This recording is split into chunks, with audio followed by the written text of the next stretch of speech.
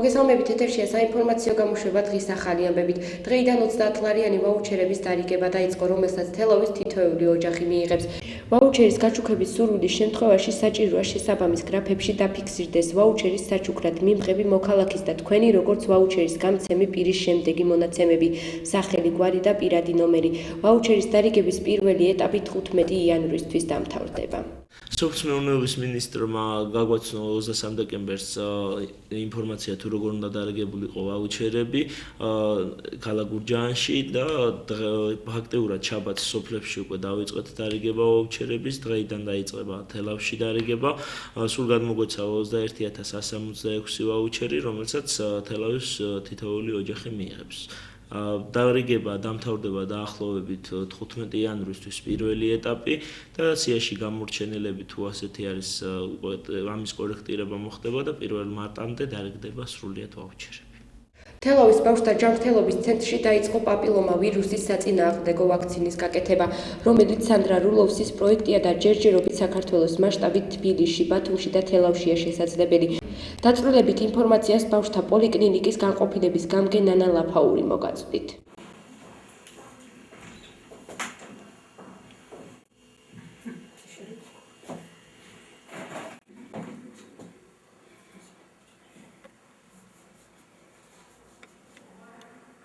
პაპილომავირუსის საწინააღმდეგო ვაქცინა შემოტანილია საქართველოში ქალბატონ სანდრა რულოვსის პატრონაჟით.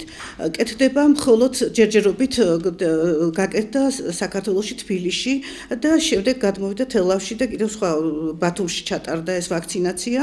ეს იწვევს საშვილოსნოს პაპილომავირუსი, ცნობილია რომ იწვევს საშვილოსნოს კიბოს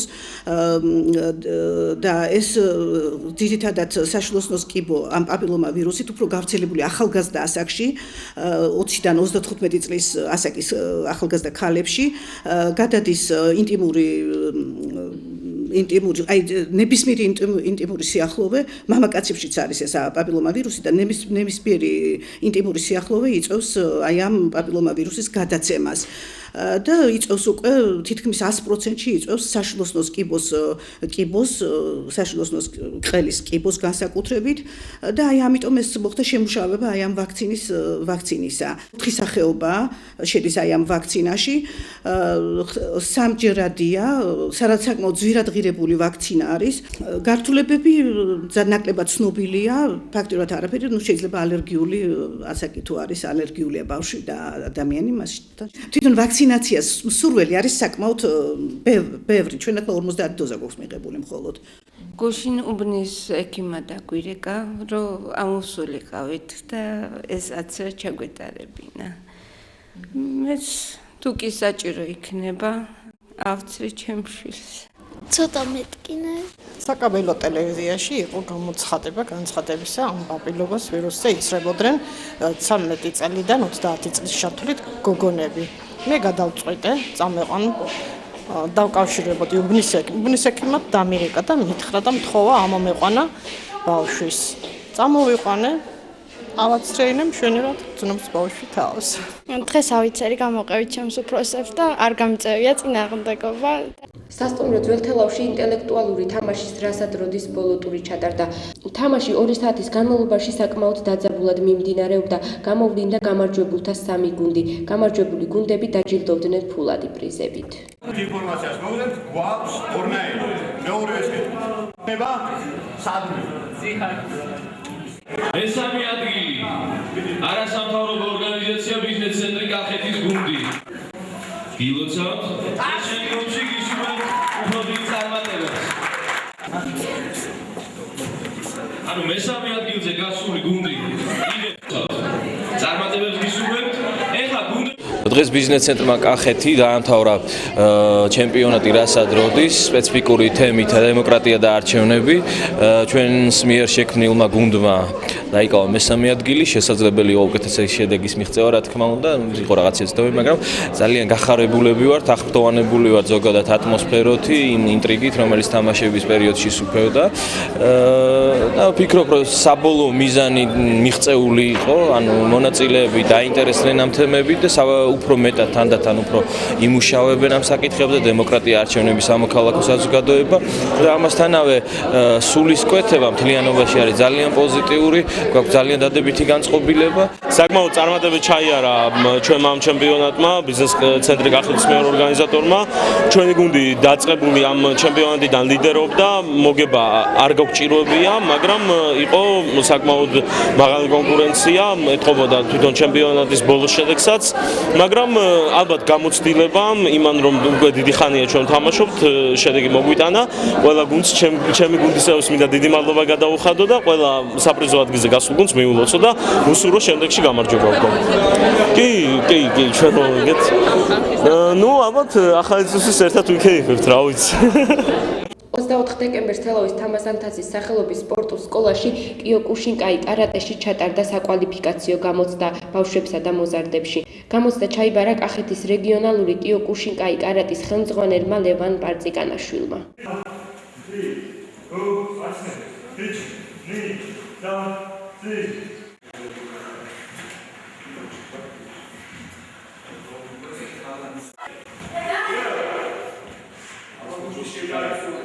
ბავშვები ემზადებიან უკვე სექტემბრიდან, ახალი ჯგუფი არის ეს ჩამოყალიბდა ორგანიზაცია კიოკუშინკაის კახეთის სამხარეო ორგანიზაცია და ბავშვები ვარჩევენ 5 თვეა. და ეხა პირველი გამოცდა მაგათთვის. წინა რიგში ვიცით, უკანა რიგები ცოტა ძველი ჯგუფია. ბავშვები ძალიან ნერვიულობენ დღეს, მაგრამ ყველანი კარგად მომზადებულები არიან და ყველა იმედია ჩააბარებს თავის ხამარზე.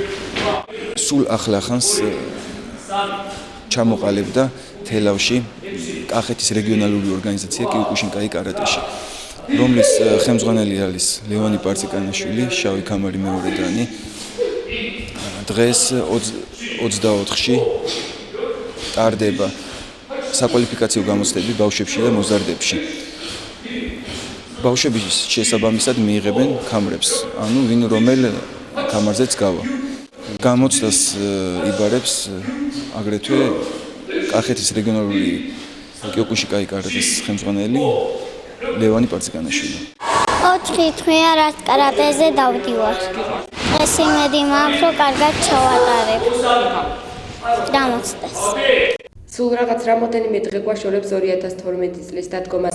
საინტერესოა, როგორ ემზადება თელავის მოსახლეობა ახალი წლისთვის, ჩვენი შემდგომი ქუჩის გამოკითხვა. ჩვეულებრივ ახლა ჩემთვის მაინცსა და მაინც დიდი დღესასწაული არ არის. ჩვეულებრივ რაღაც სანუვაგეს ვიყიდით აღნიშნავთ.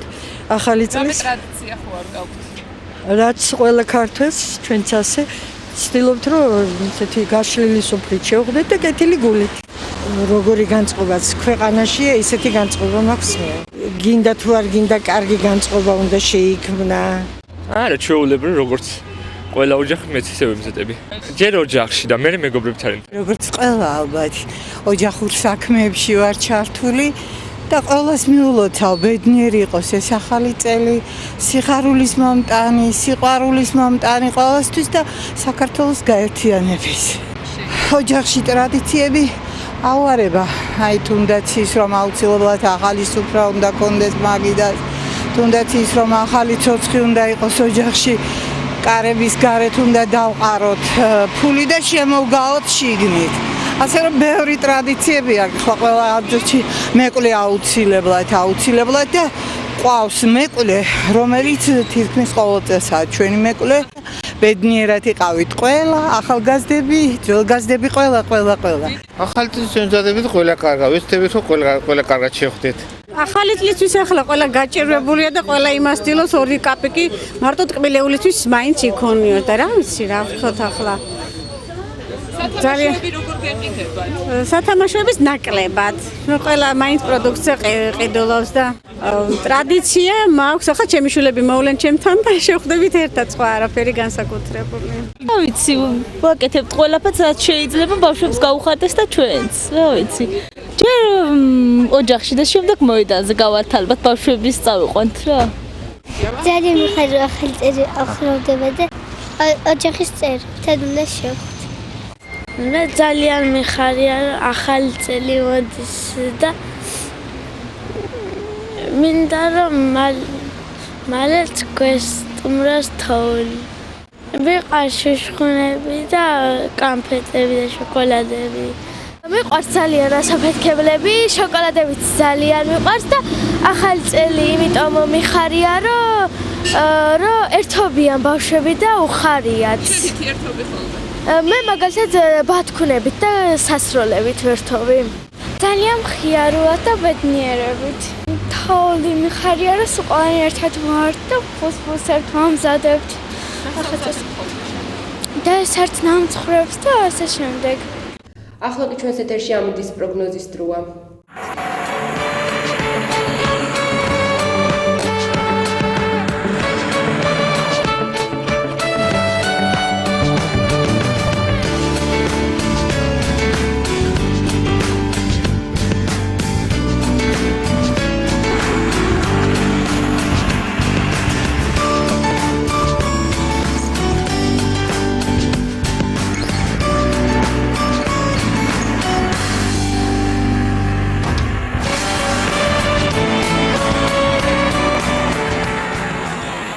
ჩვენს ქალაქში დღისით +6, ხოლო ღამით -4 გრადუსი დაფიქსირდება. მოსალოდნელია მცირე მოღრუბლულობა. მე ამ ინფორმაციით ხვალამდე გემშვიდობებით თქვენთვის გორდას ეთერში თეონა რაზმაძე მუშაობდა. გმადლობთ ყურადღებისთვის.